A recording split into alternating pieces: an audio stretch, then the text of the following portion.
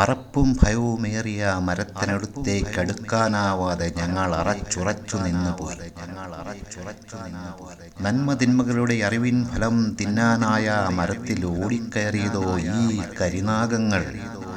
നാഗമരത്തിൻ ജില്ലകൾ തോറും ആൽമരത്തിൻ വേരുകൾ പോൽ തൂങ്ങിയാടിപ്പൊളഞ്ഞിടുന്നു നാഗങ്ങളായിരമായിരം. അവരുന്മാദലഹരിയിലാടിടുന്നു, പൂണ്ടുപുളഞ്ഞ് നൃത്തമാടിടുന്നു. നാഗമരം അവർക്ക് മരണമരം. പിടിവിടുന്നില്ല അവരൊരിക്കലും ഒരു നാൾ ചലനമറ്റു താഴെ വീഴുവോളം. ശിവ ശിവ.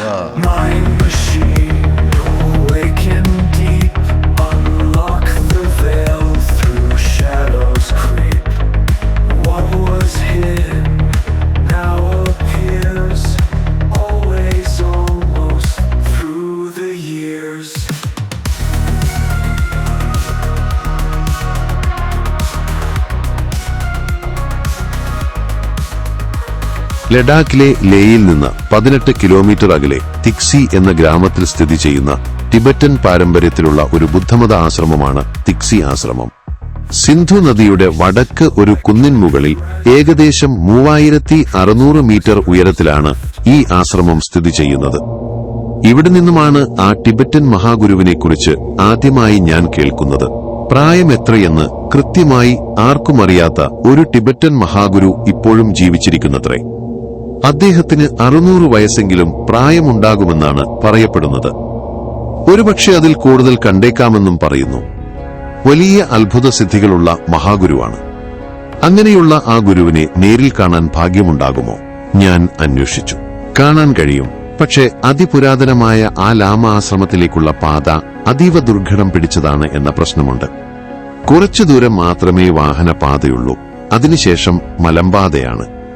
ദിവസങ്ങളോളം കാൽനടയായി യാത്ര ചെയ്താൽ മാത്രമേ അവിടെ എത്താൻ കഴിയുകയുള്ളൂ. അതിനാൽ തന്നെ ലാമാമാർ അല്ലാതെ ആരും തന്നെ ആ വഴി സഞ്ചരിക്കാറില്ല. പ്രായമുള്ള ഒരു ലാമ ആ വഴിയുടെ റൂട്ട് മാപ്പ് എനിക്ക് വരച്ചു തന്നു. ഇത് ഒരു രഹസ്യപാതയാണ്. ലാമമാർക്ക് മാത്രമറിയാവുന്ന ഒരു ഹിമാലയൻ രഹസ്യപാത. അവിടെ എത്താൻ പ്രതിബന്ധങ്ങൾ ഏറെയാണ്. ആ ലാമ എന്നെ കുറെയൊക്കെ നിരുത്സാഹപ്പെടുത്താൻ നോക്കിയെങ്കിലും ഞാൻ പിന്മാറിയില്ല. പോകാൻ തന്നെ തീരുമാനിച്ചു. തൊട്ടടുത്ത ദിവസം തന്നെ എന്റെ സ്ഥിരം യാത്രാവാഹനമായ ഒരു ചരക്കു ലോറിയിൽ ഞാൻ കയറിപ്പറ്റി. ഏതാനും കിലോമീറ്ററുകൾ പോയതേയുള്ളൂ. ലോറി സഡൻ ബ്രേക്കിട്ട് നിന്നു. യാത്രാമധ്യേ ധാരാളം തടസ്സങ്ങൾ ഉണ്ടാകുമെന്ന് ലാമ പറഞ്ഞതാണ്. ആദ്യത്തെ തടസ്സം റോഡിൽ കണ്ടു. നല്ല കണി തന്നെ. റോഡിന്റെ ഒത്ത നടുവിൽ തന്നെ നിന്നുകൊണ്ട് 2 പാമ്പുകൾ ഇണചേരുന്നു. അല്പനേരം കഴിഞ്ഞപ്പോൾ അവർക്ക് സ്ഥലകാലബോധം വന്നതുപോലെ പിടിവിട്ട് ശരവേഗത്തിൽ ഇഴഞ്ഞ് എങ്ങോട്ടോ അപ്രത്യക്ഷമായി. ലോറി ഡ്രൈവർ വണ്ടി മുന്നോട്ടെടുത്തു. തുടർന്ന് അയാൾ പാമ്പുകളെക്കുറിച്ച് വാചാലമായി സംസാരിക്കാൻ ആരംഭിച്ചു. സ്നേക്സ് ഓഫ് ഇന്ത്യ എന്ന ഒരു ഡോക്യുമെന്ററിയുടെ ചിത്രീകരണ വേളയിലാണ് ഞാൻ പാമ്പുകളെക്കുറിച്ച് ഏറെ കാര്യങ്ങൾ മനസ്സിലാക്കിയത്. ഞാൻ എന്റെ പാമ്പു വിജ്ഞാനം പൊടിതട്ടി പുറത്തെടുത്തു.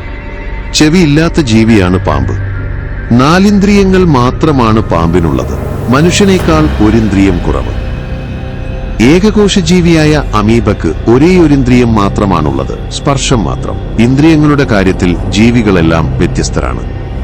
പട്ടികളുടെ ഘ്രാണശക്തി പോലെ, പൂച്ചകളുടെ കാഴ്ചശക്തി പോലെ പാമ്പുകൾക്ക് ഒരു പ്രത്യേക കഴിവ് പ്രകൃതി നൽകിയിട്ടുണ്ട്. ആ ശക്തി അതിന്റെ നാവിലാണ് കുടികൊള്ളുന്നത്. വായ അടച്ചു കഴിഞ്ഞാലും 2ആയി പിളർന്ന നാവുകൾ പുറത്തേക്ക് നീട്ടാൻ അവറ്റകൾക്കാവും. ശീതരക്തജീവിയായ പാമ്പിന്റെ ഇരകളെല്ലാം ഉഷ്ണരക്തജീവികളാണ്. ഇരകളുടെ ശരീരത്തിൽ നിന്ന് പുറപ്പെടുന്ന ഉഷ്ണവും അമ്ലരസവും അന്തരീക്ഷത്തിൽ കലരുമ്പോൾ ഉണ്ടാവുന്ന രാസമാറ്റം പാമ്പ് അതിന്റെ നാവുപയോഗിച്ച് തിരിച്ചറിയുകയും ഇരകളുടെ സാന്നിധ്യം മനസ്സിലാക്കുകയും ചെയ്യും. ബൈബിളിൽ പാമ്പ് ഒരു ദുഷ്ടകഥാപാത്രമാണ്. നീ നിലത്തെ പൊടി തിന്ന് ജീവിക്കുമെന്ന് ദൈവം പാമ്പിനെ ശപിക്കുക പോലും ചെയ്യുന്നുണ്ട്. എന്നാൽ യഥാർത്ഥത്തിൽ പാമ്പ് പൊടി തിന്നുന്ന ഒരു ജീവിയല്ല. നാക്കുപയോഗിച്ച് പൊടിയുടെ സാമ്പിൾ ടെസ്റ്റ് നടത്തുക മാത്രമാണ് പാമ്പ് ചെയ്യുന്നത്. വായുടെ മുകളിൽ സജ്ജീകരിച്ചിരിക്കുന്ന ഒരു സ്പെഷ്യൽ ലാബിലാണ് ഈ ടെസ്റ്റുകൾ ഞൊടിയിടയിൽ നിർവഹിക്കപ്പെടുന്നത്. ഇത്തരത്തിൽ വായുവിന്റെയും മണ്ണിന്റെയും ലക്ഷക്കണക്കിന് പരിശോധനകൾ നടത്തിക്കൊണ്ടാണ് പാമ്പുകൾ സഞ്ചരിക്കുന്നത്. ഇത്തരം അത്യാധുനിക സംവിധാനങ്ങളുള്ള പാമ്പിന് ചെവിയില്ലെങ്കിലും അതിന്റെ ചുറ്റുപാടുകളെ മനസ്സിലാക്കാൻ കഴിയും. സെമിറ്റിക് മതങ്ങളിൽ പാമ്പ് വെറുക്കപ്പെടുന്ന ഒരു ജീവിയാണ്. എന്നാൽ ഹിന്ദുമതത്തിൽ പാമ്പ് ആരാധിക്കപ്പെടുന്ന ദിവ്യശക്തിയുള്ള ഒരു ജീവിയാണ്. കുണ്ടലിനി ശക്തിയുടെ പ്രതീകമായ സർപ്പമാണ് ആരാധനാ കഥാപാത്രം. പാമ്പുകളെക്കുറിച്ചും വിഷചികിത്സയെക്കുറിച്ചുമുള്ള ഞങ്ങളുടെ പഠനങ്ങൾക്കും അന്വേഷണങ്ങൾക്കുമിടയിലാണ് പുറം ലോകവുമായി കാര്യമായ സമ്പർക്കമൊന്നുമില്ലാതെ ഉൾക്കാടുകളിൽ ജീവിക്കുന്ന ഒരു വിഭാഗം മലയരയന്മാരെക്കുറിച്ച് അറിയാനിടയായത്. പാമ്പുകളുമായി ബന്ധപ്പെട്ട ചില വിലപ്പെട്ട വിവരങ്ങൾ ഒരുപക്ഷെ അവരിൽ നിന്നും ശേഖരിക്കാൻ കഴിഞ്ഞേക്കാം എന്ന ചിന്ത വന്നു. ഉൾക്കാട്ടിൽ ജീവിക്കുന്ന അവരുമായി ഒരു സമ്പർക്കം സ്ഥാപിക്കാൻ വലിയ പ്രയാസമാണെന്നറിയാം. എന്നാൽ പുതിയ അറിവുകൾ തേടി കാടിനുള്ളിലേക്ക് സാഹസികമായ ഒരു യാത്രയ്ക്ക് തന്നെ സ്നേക്സ് ഓഫ് ഇന്ത്യ എന്ന ഡോക്യുമെന്ററിയുടെ പിന്നണി പ്രവർത്തകർ തയ്യാറെടുത്തു. ക്യാമറയും ലൈറ്റുമൊക്കെ ഒരുപക്ഷെ അവരെ പ്രകോപിപ്പിച്ചേക്കാം. അതിനാൽ തൽക്കാലം ക്യാമറയും ലൈറ്റുമൊന്നും വേണ്ട, അതെല്ലാം പിന്നീടാവാം എന്ന തീരുമാനത്തോടെ ഞങ്ങൾ യാത്ര തിരിച്ചു. പ്രദേശവാസിയായ ഒരു ആദിവാസി യുവാവിന്റെ സഹായത്തോടെ കൊടുങ്കാട്ടിലൂടെ കിലോമീറ്ററുകൾ നടന്ന് അവസാനം ഒരു പുഴയും കടന്ന് ഞങ്ങൾ ആ ഊരിലെത്തി. ഈ സ്ഥലം കേരളത്തിനുള്ളിൽ തന്നെയാണെന്ന് വിശ്വസിക്കാൻ തന്നെ പ്രയാസമാണ്. വോട്ടേഴ്സ് ലിസ്റ്റിൽ പേരില്ലാത്ത ഒരു കൂട്ടം ആദിവാസികളാണ് അവിടെ ഉണ്ടായിരുന്നത്. ഇല്ലിമുളയ്ക്കുള്ളിൽ അരിയും ഇറച്ചിയും ഇട്ട് രണ്ടറ്റവും അടച്ച് മണ്ണുകൊണ്ട് പൊതിഞ്ഞ് തീയിലിട്ട് ചുട്ടുവേവിച്ചെടുക്കുന്ന രുചികരമായ ഭക്ഷണം അവർ ഞങ്ങൾക്ക് വിളമ്പി. ഇവരുടെ സ്ത്രീകൾ വെള്ളത്തിലിരുന്നാണത്രേ പ്രസവിക്കുന്നത്. പ്രധാനപ്പെട്ട എന്തു കാര്യം ചെയ്യാൻ തുടങ്ങുമ്പോഴും ഇവർ ചില മന്ത്രങ്ങളൊക്കെ ഉരുവിടുന്നത് കാണാം. ഇവർ വലിയ മന്ത്രവാദികളാണെന്നാണ് പറയുന്നത്. തിരസ്കരണി മന്ത്രവും ഒടിവിദ്യകളുമൊക്കെ അറിയാമെന്ന് പറയുന്നു. കടമറ്റത്തു കത്തനാർ തന്റെ മാന്ത്രിക വിദ്യകളൊക്കെ പഠിച്ചെടുത്തത് മലയരയന്മാരിൽ നിന്നാണെന്ന് കേട്ടിട്ടുണ്ട്. കേരളത്തിലെ സാമ്പ്രദായികമായ മന്ത്രവാദങ്ങളെല്ലാം കാടുമായും കാട്ടുവാസികളുമായും ബന്ധപ്പെട്ട് കിടക്കുന്നതായി കാട്ടുമാടൻ നാരായണൻ മന്ത്രവാദം കേരളത്തിൽ എന്ന തന്റെ പുസ്തകത്തിൽ വിവരിക്കുന്നുണ്ട്. ഞങ്ങൾ ഇവിടെ എത്തിയത് ഒരു വിശേഷപ്പെട്ട മരം കാണാനാണ്. പാമ്പുകളുമായി ബന്ധമുള്ള വിശേഷപ്പെട്ട ഒരു മരം. ഞങ്ങൾ അന്വേഷിച്ചു വന്ന ആ മരത്തിന്റെ ചുവട്ടിലേക്ക് ആദിവാസി മൂപ്പൻ ഞങ്ങളെ നയിച്ചു. ഞങ്ങൾ ജാഥയായി മൂപ്പനെ അനുഗമിച്ചു. ആ മരം ദൂരെ നിന്നേ ഞങ്ങൾ കണ്ടു. പടർന്നു പന്തലിച്ച അരയാൽ പോലൊരു മരം. ഇതാണ് അവരുടെ നാഗമരം. അടുത്തു ചെന്നപ്പോഴാകട്ടെ ആ കാഴ്ച കണ്ട് എല്ലാവരും സ്തബ്ധരായി നിന്നു. വൃക്ഷത്തിന്റെ ചുവട്ടിൽ ദ്രവിച്ചു നുറുങ്ങിയ നൂറുകണക്കിന് പാമ്പുകളുടെ അസ്ഥികൾ ചിതറിക്കിടക്കുന്നു. മരക്കൊമ്പുകളിൽ പിണഞ്ഞുകിടക്കുന്ന പാമ്പുകളെല്ലാം ഒരു തരം ഉന്മാദാവസ്ഥയിൽ ചലിച്ചുകൊണ്ടിരിക്കുന്നുണ്ട്. ചിലതൊക്കെ ചലനമറ്റു തൂങ്ങിക്കിടക്കുന്നു. ചത്തുവീഴുന്നതുവരെ ഈ പാമ്പുകൾ ഈ മരണമരത്തിൽ ചുറ്റി പിണഞ്ഞുകിടക്കുമത്രേ. എന്തുതരം മാസ്മരികതയുടെ മരമാണിതെന്നോ, എന്ത് കാരണം കൊണ്ടാണ് പാമ്പുകൾ ഈ മരത്തിൽ കയറി പ്രാണത്യാഗം ചെയ്യുന്നതെന്നോ ഞങ്ങളിൽ ആർക്കും അറിയില്ല. ആദിവാസി മൂപ്പനും അക്കാര്യം അറിയില്ല. ഇത് കൂടുതൽ പഠിക്കേണ്ട വിഷയമാണ്, ഞങ്ങൾ പരസ്പരം പറഞ്ഞു. മനസ്സിനുള്ളിൽ ഒപ്പിയെടുത്ത ഒരിക്കലും മറക്കാനാകാത്ത മായിക ദൃശ്യങ്ങളുടെ സമ്പാദ്യങ്ങളുമായി ഞങ്ങൾ മലയിറങ്ങി.